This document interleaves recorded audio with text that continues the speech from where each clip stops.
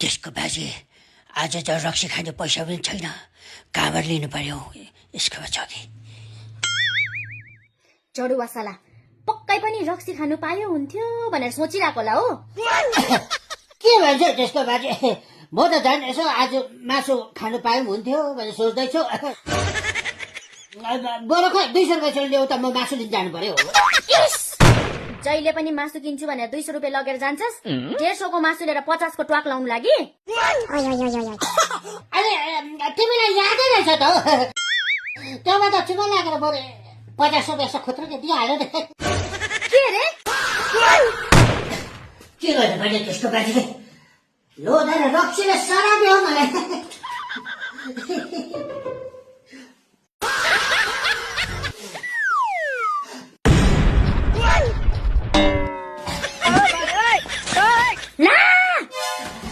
हेर कुकुरको मुख घिच्नुको लागि नानीको खाता किताब धरी बेच्नु आएछ। बेच्नु हो, यो मिलाएर राखेको पो त हो बोरामा। आफै घरै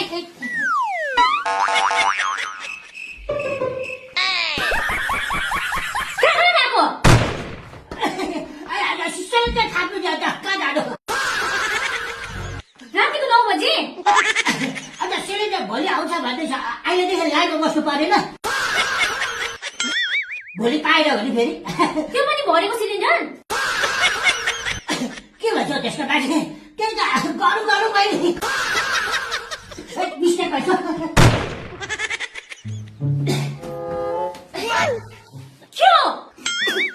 म यो घरमा बस्दिनँ, मेरो केही इज्जत रहेन। अब गएको म कहाँ गएको? अब यो बाटोले जहाँसम्म लान्छ म त्यतैतिर गएको।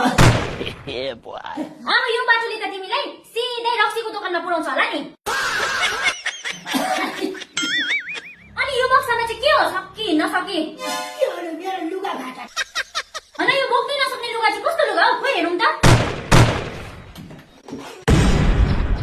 ला यो मान्छेले के भएको? अस्ति भर्खर काट्नु जानु थालेको पेट लाँदैछ त। तँ रक्सी खाने? खाँदिन।